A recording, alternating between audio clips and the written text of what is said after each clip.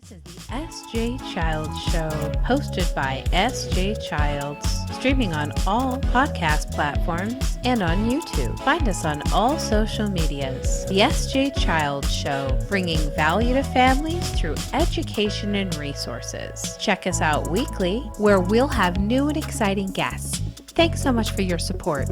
Enjoy the show. This episode is brought to you by S.J. Childs Books for Children. Visit sjchilds.org today to check out their special needs book collection. Teach inclusion and neurodiversity in this special 7-book collection. Get yours today. Sponsors include Blinky Minky Blankets, handmade double-sided Minky blankets, highest quality and craftsmanship, creating your perfect blanket for your loved one as a special forever gift. Code word the mouth for discount today. By Dana Ball Legal Services. Avoid common legal mistakes and protect your small business. Dana makes it affordable for your Utah small business to avoid common legal mistakes with business operations, contracts, and employees. Get more information today at danaballlaw.com. By Moving with Autism, a service for autism families seeking real estate and design services that provide support for their child's development and family lifestyle. Natalie Castro is a Utah autism real estate specialist and autism sibling whose mission is to connect families to community support with sensory-friendly designs and relocation services. By Elevation Chiropractic Center. Get started on your path to full health. Elevation Chiropractic Center uses the upper cervical chiropractic technique to get results by identifying and solving the root issues of your medical condition quickly and safely. Elevation Chiropractic Center, Salt Lake City, Utah.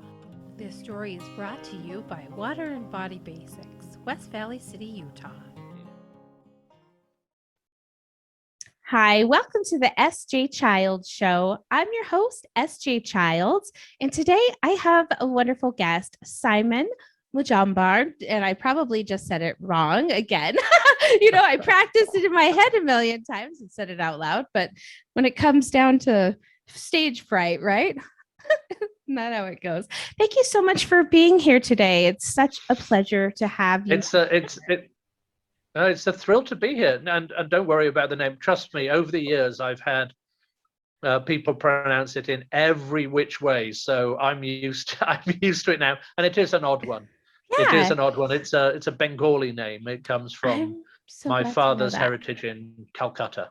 Well, that DJ that had just come in here had asked previously, well, what is his name? Where is that from? And so I'll have to tell him that. He'll be fascinated because geography is another one of his love of passions that he loves. And so I'll share that with him. He'll be happy to know that. Mine too. Yeah. Well, and with your lifestyle that you're able to live now, traveling and food and writing, I mean, such a lucky kind of career. I love all of those things. I can't imagine who wouldn't love to do those things. What got you started, and where did you find this passion that got you started? Gosh, well, I mean, first of all, just to acknowledge what you said is I'm a great believer in gratitude and understanding the luck that I have and lots of people have, but so I know that I'm very fortunate to do this career that I do that takes me onto the Food Network and to write, and under normal circumstances, obviously, to be traveling around the world. Not so much, obviously, in the last couple of years, but, we're beginning to ease ourselves out.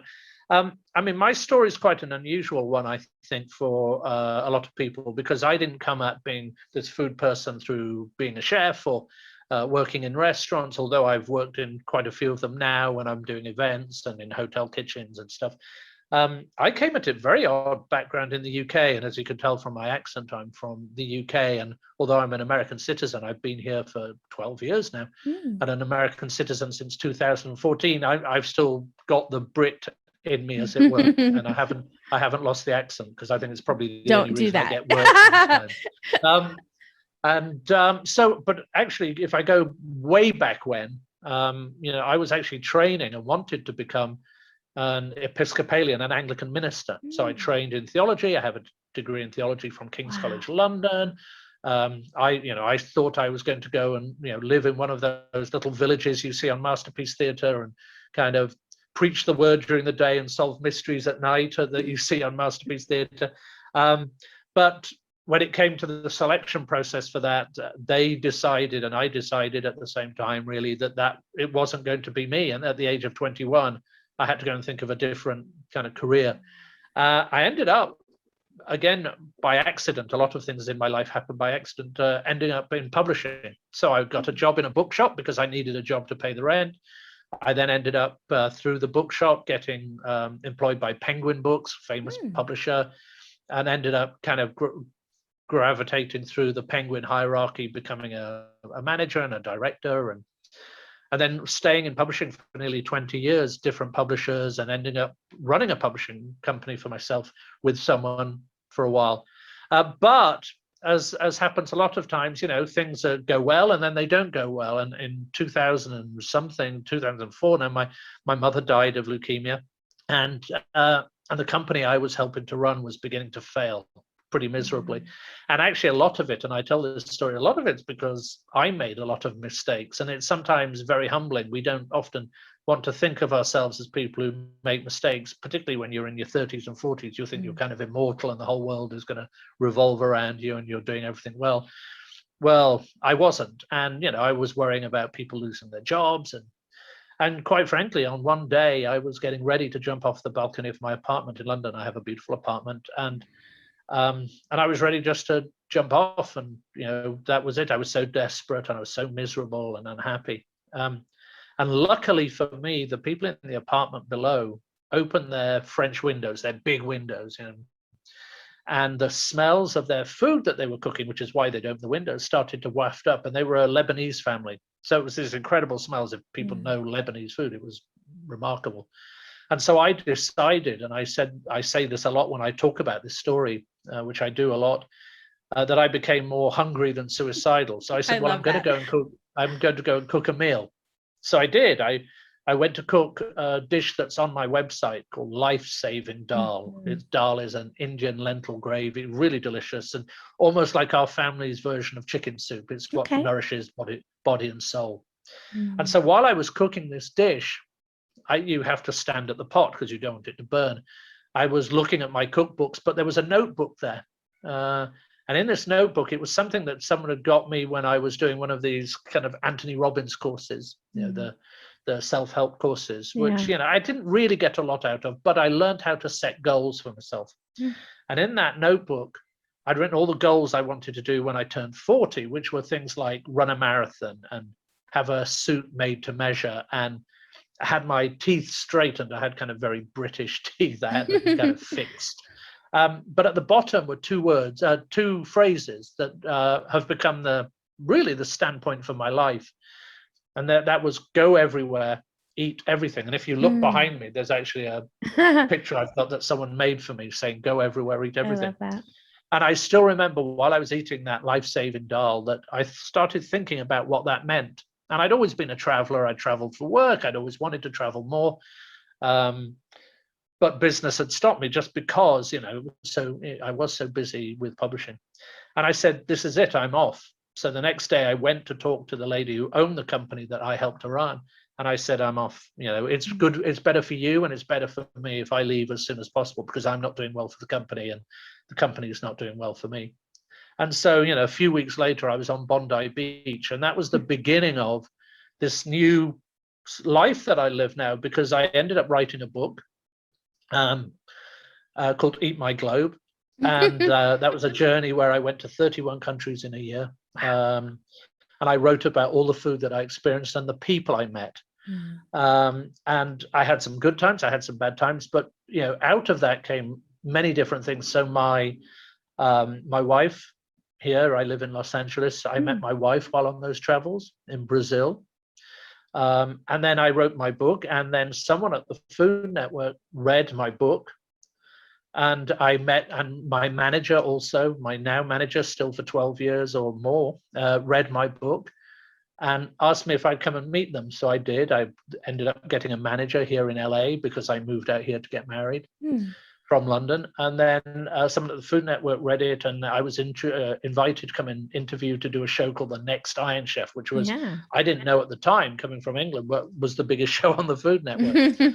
So I ended up, by pure luck and by hopefully doing a good interview, being on The Next Iron Chef, and that was the beginning of this career now that's lasted, kind of well over 10, 12 years of being on the Food Network. Amazing. I've written 3 books now. I have my own food history podcast. And I do a lot of demos and talks, which I love, about food history and about food and demonstrating food. So I've really been very fortunate that from that very dark experience, and sorry, this is a very long-winded answer, but I love it. I love it. From this very kind of dark experience, at an age where often people might go, well, you're pretty set in what you do, I was able to kind of recreate another life with a beautiful wife, a beautiful living in Los Angeles, just changing who I am and or really what I do rather than who I am. Wonderful. And being able to have these amazing experiences. And the reason that I'm talking to you is because of that. So I'm very grateful that all that happened. So that's really my background. But cooking and food has always been a part of my life, that whole go everywhere, eat everything. Not just because I like to eat, which I patently do if you look at me.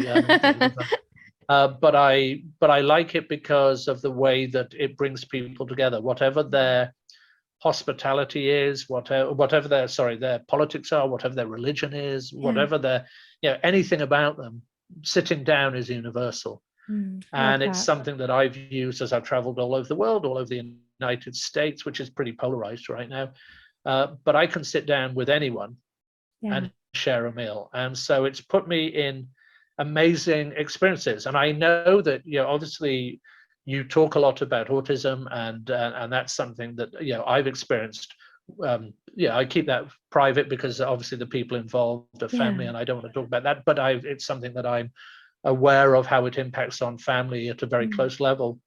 And I've even found it impacting there, where I've spent time with classes that use food as a kind of way of giving people kind of everyday lifestyle skills, and they're making, whether it's sandwiches and I've spent time with them. And so food has given me opportunities that a lot of people don't get. So I started a wide range.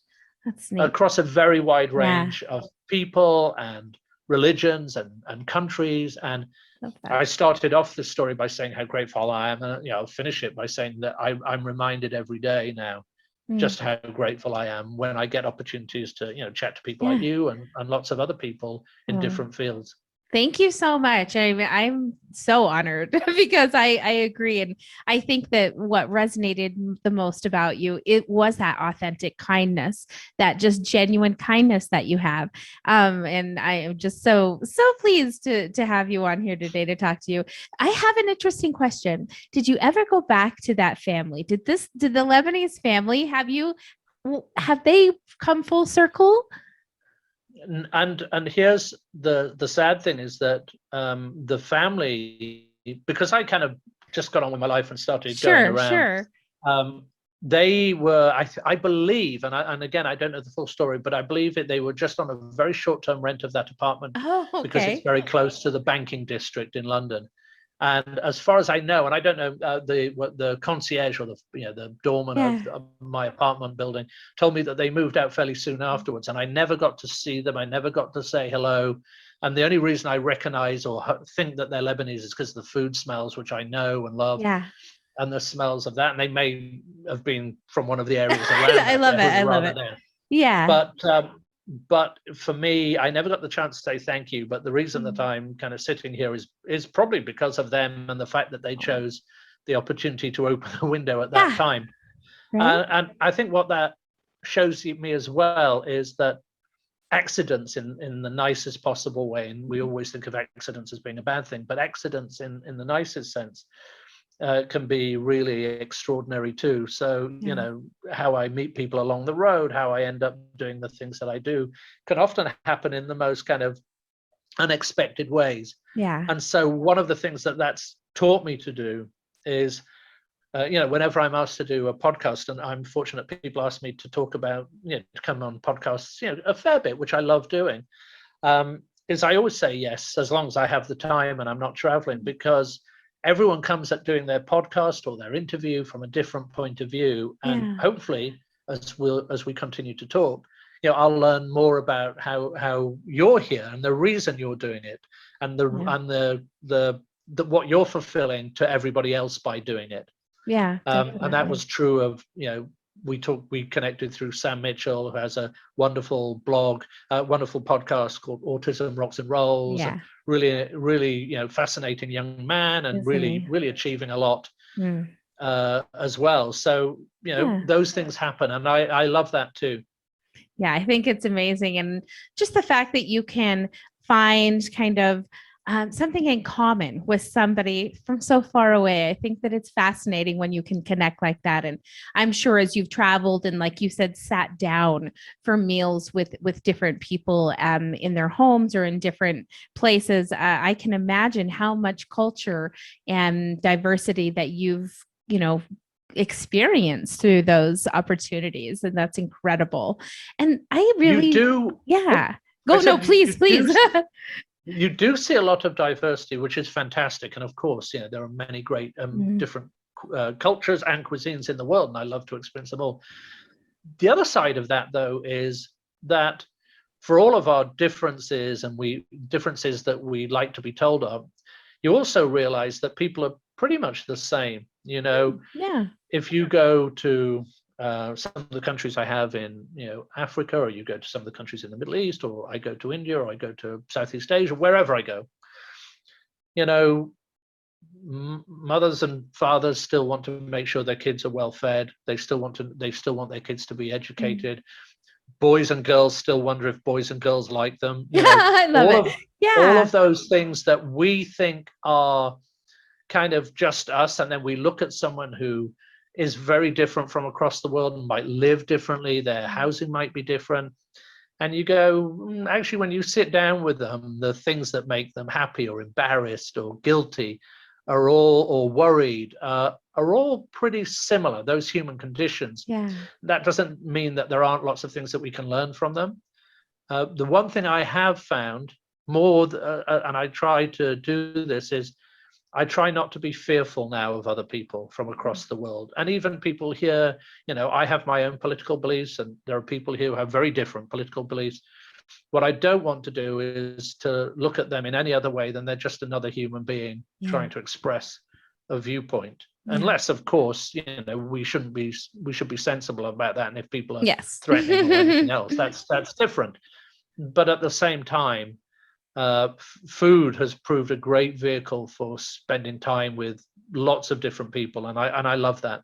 Yeah, definitely. And I love what you said about, finding out kind of even what I'm about and what my show is about. And a lot of what you just said engulfs a lot of that. And that is looking at humans for the humans that they are, and really realizing how together as a community we are diverse. We are so different in our thinking and our ways of living, but we are all so much the same in our humanity. And that once we evolve ourselves to look at one another through the eyes of love and kindness and lift others up, that helps us to raise and to be better examples and to better teachers and mothers. And it's just so incredible how you say that, though, how there's mothers and fathers, they still want their kids to be safe and to eat healthy and all of those things. So let's bring it back to eating. I have a kind of an interesting question, and we'll go on kind of the autism and eating guidelines here. Have you had the opportunity to maybe integrate ways of helping parents maybe find foods that might be easier for their child? A lot of children with autism have food aversions, have texture aversions, scent aversions, things like that. And I know, you said one thing when you were doing some of your cooking and shows that I was watching, how much you use your sense of smell. And I do as well. I just have a strong sense of smell. And it's so Absolutely. important to me when I smell the cake, I know it's done, and those kinds of things. And so have you been able to accommodate any families or your own through those situations? Well, I think one of the things that comes out that is obviously more news to me than it is to you, because this is something you encounter every day, dealing with people in different levels, and how functional they might be and how not, and you're obviously, and so the diversity within this group of autism, I think, is something that was, not news to me, but when you see it firsthand and you go to a school and you help, you'll see from young people who are almost having to be secluded from everything because even the lights will, cause them upset, to some who are quite kind of not functional, because everyone's functional, but alpha, and kind of want to be in charge and want to be, showing who they are and that they're in charge. So what I like to do is to look at that variety across. So if you are doing that, to look at things that give a function so they can understand how to put something together, and then using a piece of equipment so they can use that, and actually being there to guide them through it. So I still remember in one occasion, and I'm certainly, I come at this from a very kind of experience of happening to know people in that, rather than being an expert of any kind. So any mistakes I make, I hope people understand it's me, not anyone who's I've worked with or talked to. But things like making sandwiches is one of those great things, because everyone can do it. It's kind of within two pieces of bread and then whatever you want to put. And that kind of free form of what goes inside that piece of bread is so great for them to express who they are, because it could be, very unusual very, stuff. yeah. Very unusual, which is great. Yeah. Because what you're doing is you're going, well, I want to have fruit and this in my sandwich. Good for you. There's no right and wrong. But using the grill, using this, having someone who is kind of very out front, who goes, well, I'm going to be in charge of the bread, and you see them taking charge of handing out the 2 pieces of bread, you get 2, and someone going, well, I want 3 pieces of bread because I want to make a club sound. So I think that side of it, when I did it, was amazing. And I will be honest, you can look at this from a kind of altruistic, I'm going and helping. I got so much more out of that as well, because you're spending time with these remarkable, in this case, young people. And so that was one side of it, where I came out of it and I kind of blossomed as well, partly because I was beginning to understand, autism more than I had done before, but also just because these are incredible young people, men and women, men and women. And they were we're talking high school age. So it was really, really interesting. The other thing that I've found, again, when I've encountered people, is sometimes the formula, the process is as important as the eating. And that could be, I'm talking to someone who's eating like a green bean casserole that you have at Thanksgiving, and they go, well, this is how it should be. And so what you realize then is that formula of doing something is very important to them, because that's their building block for what they're going to eat. So I've learned that as well, that I can't go in and go, well, I'm a chef and I'm going to do this and I'm going to make this sauce and I'm going to do this and do this. And then they become so disorientated by what I'm doing that food becomes almost a threat in one case, and it's like, it's not something that brings them joy. And one of the things I am a great believer in is that that food should be something that brings us joy. It shouldn't be the enemy. And one of the problems we have in the United States generally, particularly when we talk about weight loss and things like that, is we think of food as the enemy. We go, oh, I was naughty because I ate a cake, or I was this, or this is bad food and this is good food. And a lot of cultures, particularly if you go to the kind of Spanish, Italian, the Mediterranean areas, they have so much joy in their food. And I think that's one of the things I want to come back. So I'm learning, and I certainly don't have the experience that you have, where you're having to feed different people and they all have their different wants and needs. Yes. And very particular. And I'd love to hear more about that. But but it's fascinating for me, and I'm learning more because I think this is important, and we do have this growing community that of people with autism that are contributing amazingly. But I think our job, and particularly as a food person, is to have to support that. Yeah, and absolutely. The thing you mentioned, I think before we were recording, about having kind of see-through pots and pans if you're doing that, so people can see what's going on, so it's not hidden. It's something I never thought of before, but now you mention it, Yay. I go, actually, wouldn't that be amazing to do when I do my demonstrations? Because Brilliant. the equipment is out there now to do, pans that are completely see-through, and Yeah.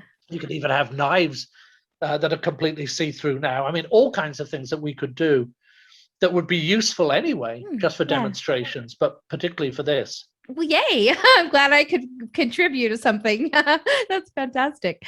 I think that's great. Yeah. In our family, it's interesting because we have obviously a husband who is where I started accommodating. Like, we've been together for 18 years, and we've only been focusing on autism for the last decade. So for the 8 years before that, this was a guy who just could not eat with people. He could not eat around me. He didn't want to see me, and there was all these rules around eating, and he did not find joy in eating. It was a real struggle for him.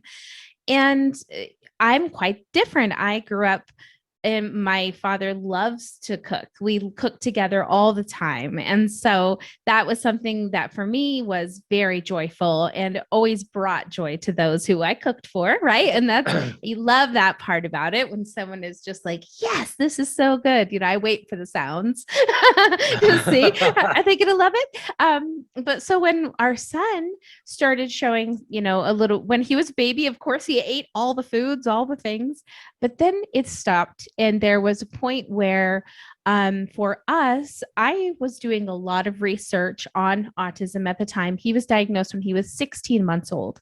So quite early on. And at that time, you're just moving to solid, you've just moved into, well, he's definitely into solid foods, but you still are introducing foods, if you will, at that early of an age. And so I had read some information or received information about gluten and casein, and I did my own research. And I'm not a doctor or a scientist or anything like that. This is all anecdotal information. But what I found to be fascinating was that both casein and gluten are proteins. And in my research and in what I was finding with my own son was that these proteins were causing inflammation, both in his gut and in his brain, which were causing him to be nonverbal and to have very unusual stimming behaviors. And so when he was little, he would spin circles, flap his arms, hum a lot, and bang himself into things all the time. And he was nonverbal. And so we would have to cover his room with cushions. We just had like cushions around every corner of walls and everything, because he would just spin and bump into things. And it wasn't until, I was researching, like, what could this be, that I had found this information. And so I had to remove the gluten and the casein, which 10 years ago, there was not a lot of options. Very difficult. And it was a lot much easier now. Yes. It is much easier now. There are so much more. But at the same time, the foods that he used to love and eat were now gone, and finding him foods that he would now eat was nearly impossible. It's been a struggle even till now, and it's been years, and we try things all the time. We try new things. But when my husband was diagnosed, and I was able to say, okay, now I see, now I understand all of these accommodations I've made for food for all of these years for this man that I love, I can make these accommodations for my child as well. And now I can see the purpose behind it and really give it the reason and the intentions behind it, which changes everything. It didn't make him eat more, but it made me less stressed. What I think is interesting there, that you have, that and I'm not cooking for a family, we don't have kids, but I'm very able to improvise. I go, what's in the fridge? We've got this and this. And also I come from a cooking background, so I'm going to go and I can get X things from the fridge and create something hopefully tasty. What I think from your point of view, which is fascinating from me, is you're working on a very kind of strict, well, I know I've got to have these. I know I have to have these. These are both going to be nutritionally functional, but they're also going to be something that will get eaten. And And I think that's interesting. It's a challenge. It's something Yeah. that I would find challenging, even coming from a cooking background. And I find that really fascinating. But I think you have to do that because Yeah. apart from anything else, one of the things that I think will be more important almost for you than for me, and I try and cook food that is nutritional and wonderful, and but sometimes I will add things that often they might not, just because I like butter and I like. Yeah. But you have to be with your family, and I think all the people listening to this who are cooking for their families, you're going to have to be aware of every single thing you put into every dish. Yes. Everything has a purpose, both positive and negative, and that to me is fascinating to look at. And I want to go and do more research on that too. Yeah. But having to do that at the same time as having a life, Yeah. and to do all the other things that people who look after homes or are Mm. working and looking after homes, husbands and wives, doing all of that, I think is really, really, it's impressive for me. Yeah. Oh, thank I you. don't know that I would have the discipline, but I think Mm. if you have children or you have people you care for, whether, again, if it's husband or wife cooking, you kind of, just the care that you have for your family is going to give you the strength to do that, I Yeah, suspect. absolutely. And everybody will probably be very surprised to hear this, but our family, I've been to maybe less than a handful of restaurants with my husband in almost the 2 decades we've been together. We eat everything at home. I make everything at home. Our kids have never been to a McDonald's in their whole entire lives for 12 years that the oldest has been alive, 10 years for the youngest. They've never eaten that type of a processed meal. I'm not saying that some of them, it's like you said, I can't keep all of the non-processed cereals out of the house and things like that they love sometimes. But for the most part, it's like a homestead. It's like, I could just make everything from, I've done it for so long. And our youngest, who was just diagnosed maybe 5 to 6 weeks ago, which she's just turned 10. So it's so different, the differences between males and females and autism. That's a whole nother 10 episodes to go over. But it's so fascinating to see her because she's extremely emotionally mature and very just mature on all these other levels. Her eating habits, oh my goodness, are so mature. If she has something and she doesn't feel well afterwards, she won't touch it again. She's not like ridiculous like the rest of us humans, who is like, chocolate, oh, it gave me sick, I'll eat it again. I'll eat it again. She's pretty much became a vegetarian on her own, gauging the way she feels when she has something to eat. She loves turkey and she loves chicken, but sausage or pork or not really pork, but rather beef, she doesn't like it. It doesn't make her feel well, and she reacts immediately to that, which I think is just like superhuman. I don't know. It's amazing. I think that's great, and it's something that not a lot of people have.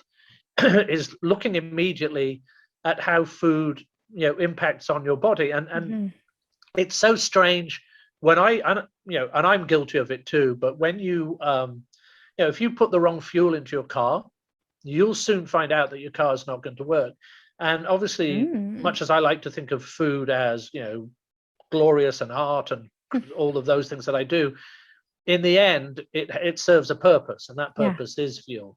However, and I think we don't always, as adults particularly, are very good at understanding, because we may have learned things as well. So, my mother, who's no longer with us, but there may have been things she fed me, particularly back in the 70s when things were a lot more processed. There weren't so many options. There weren't so many.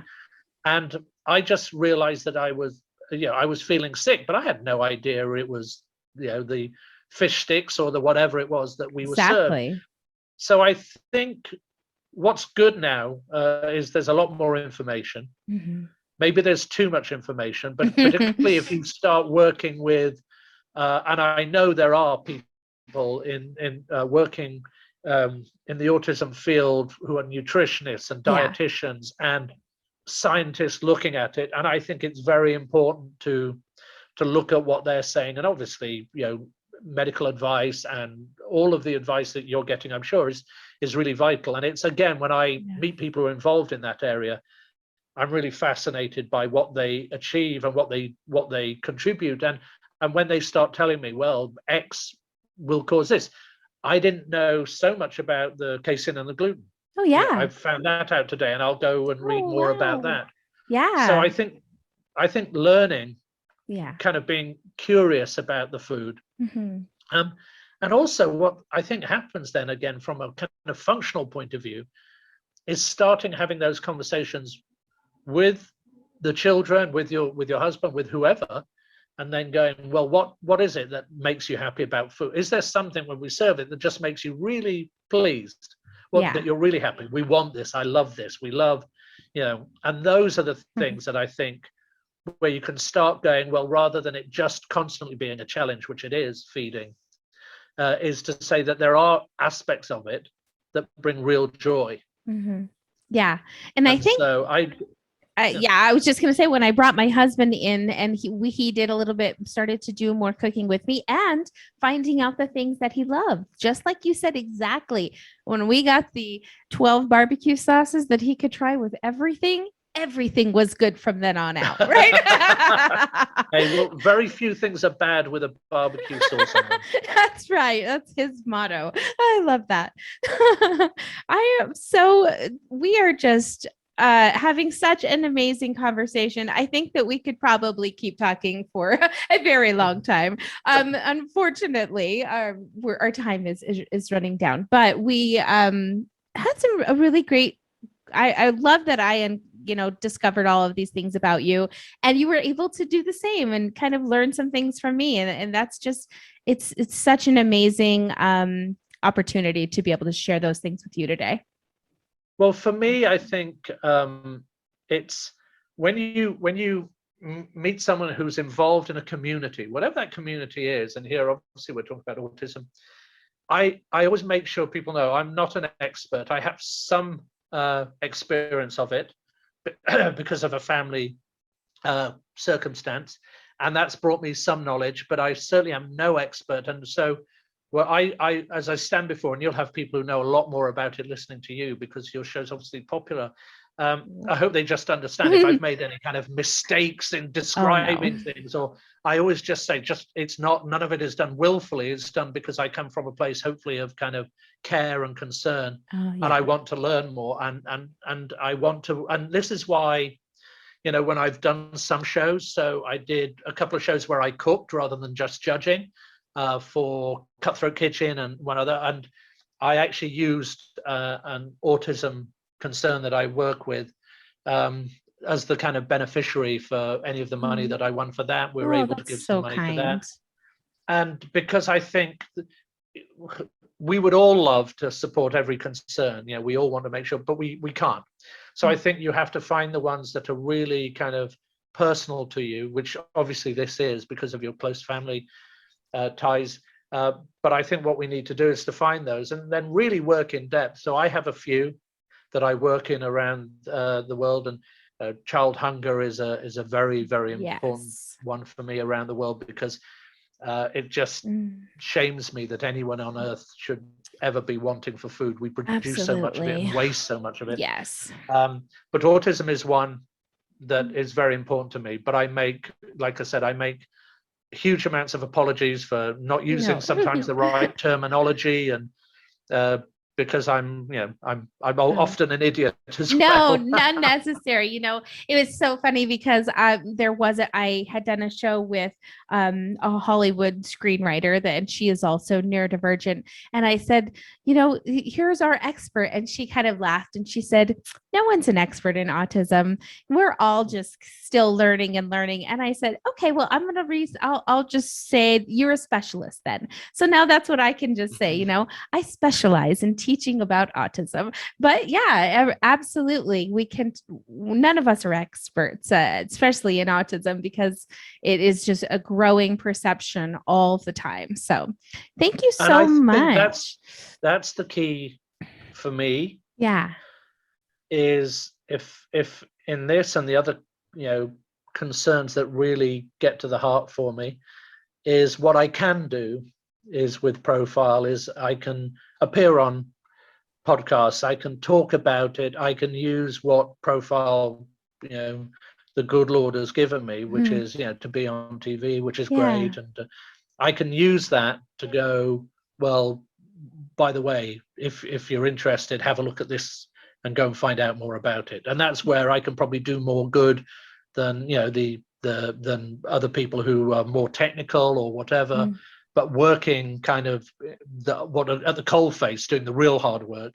And what I can do is hopefully wave a flag and go, hey, come and look at this, and look at the people here, and look at what I always say is, when I meet communities, and particularly communities of people with autism, there's so much kind of amazing happening there as well. That everyone goes, oh, is that sad? Is that? But you go, no, there's incredible stuff happening too. That makes you just, well, we experienced it before, and you can tell people about that. And I experienced it with your son just before you started recording, and that's incredible. What I you can fact check him.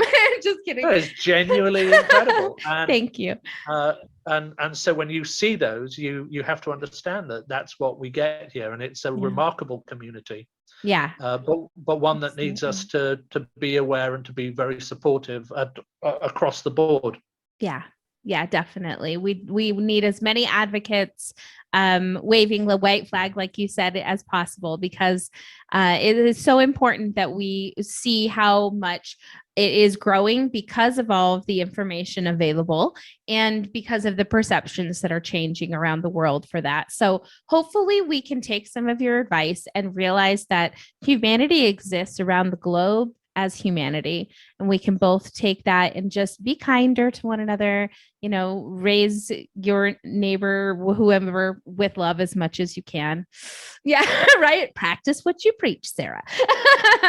It's often it can be tough, and I'm sure it can be tough, people being to me as it is to others. We all have our moments, but I would imagine if you were to sit on a Zoom and chat to someone in say South Africa, or someone in Sri Lanka, or someone in China, and with help in translation, all of those, but you talk to them about living with the autistic community, their concerns and their joy and their things that make them more fearful, they would all be pretty similar to you. Isn't that true? And I think that's the kind of thing we need to realize, is that some of these things that happen in our life, whatever they are, they're universal.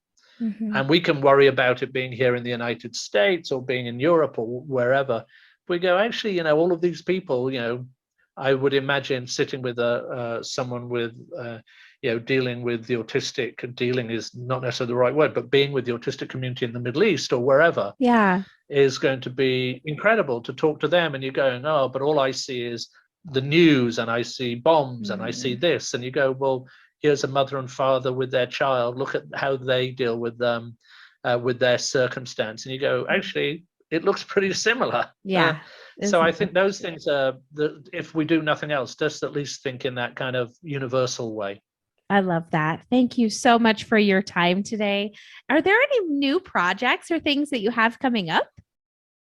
Well, I have been filming some things, but if I tell you, then I'm going to get into trouble. So, well, just tell me when they come out. Then we'll reach. There'll be some things. They'll be announcing some things soon, and I will post them on my website. Love that. My food history podcast, which is really fun, and that goes from everything from we interviewed Lou Diamond Phillips, the actor, the wonderful actor, because we were talking about his favorite films in history, or food scenes in films. Okay. But then we do the histories of tea or the history of coffee. I love that. We're going to be interviewing Jacques Pepin in the new series. So I'm working on the new series of that. We're on our 8th series. Okay. What's the name of it? So it's called Eat My Globe. Okay, I love that. And we've done 70 plus episodes. It takes a lot to write because that's a lot of studying to do. Well, because you actually have, each one is having to write an essay or a book about something, a lot. So people often go, well, why don't you do more? And I go, because I have to live and earn some money at the same time, because it takes a long time. But Yeah. we're going to work on the new season. And then more travels. So the more we can Wonderful. travel, I do a lot for nonprofit events where I sit with them and I cook for dinners for 200 people, and we chat and we talk and we Wow. share. And so for me, that's one of the joys, is getting out and meeting people. So, Definitely. hopefully, who knows where the road will take us, and maybe we'll cross over one of those and share a meal at some point. If you ever come to Utah, I'm in Salt Lake City. So if they have Sundance next year instead of this year, right? I do Yeah. I do love Salt Lake City. It's a great food town. One of the chefs I know, Viet Pham, he had a restaurant there. I think he may have closed now. But there's some great food going on there, and obviously when you go to Park City, I haven't been for a few years, but I've always had. There's a lady who has a great bakery there, wonderful bakery that has I love the bakeries. name. Well, this is a really well-known, very well-known in the area of bakery, and their food is amazing. It's gone out of my head now, the name of the bakery, but it's some of the best I've ever had. So I'll have to try and remind myself and email you. Yeah, I would love that. Absolutely. Like I said, I'll just leave the husband at home and take my daughter, and her and I'll hit the town. I'm excited for her terrific. to. Yeah. She's terrific. This bakery is very well known in Salt Lake City. I probably know it when you say it, right? And I'll be like, of course. That's fantastic. It's just totally gone blank in my head, of course. Well, thank you so much for your time today. It was such a pleasure chatting with you and getting to know you more. And I hope that we can stay connected. Thank you very much. It was a real pleasure to talk to you, and I've learned a great deal. So I really appreciate that. Yeah, thank you. And keep doing the good work. Oh, I'll do it. Nobody's going to stop me. Thank you so much.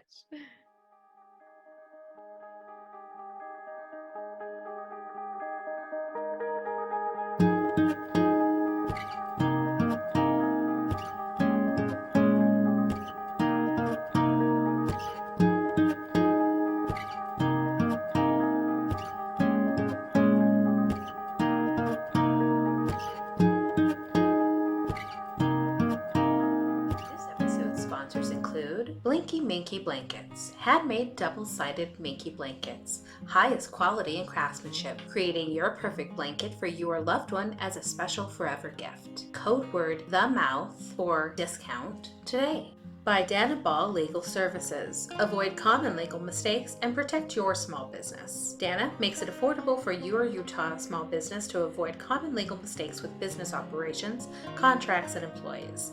Get more information today at danaballlaw.com. By Moving with Autism, a service for autism families seeking real estate and design services that provide support for their child's development and family lifestyle. Natalie Castro is a Utah autism real estate specialist and autism sibling whose mission is to connect families to community support with sensory-friendly designs and relocation services. By Elevation Chiropractic Center. Get started on your path to full health. Elevation Chiropractic Center uses the upper cervical chiropractic technique to get results by identifying and solving the root issues of your medical condition quickly and safely. Elevation Chiropractic Center, Salt Lake City, Utah. This story is brought to you by Water and Body Basics, West Valley City, Utah.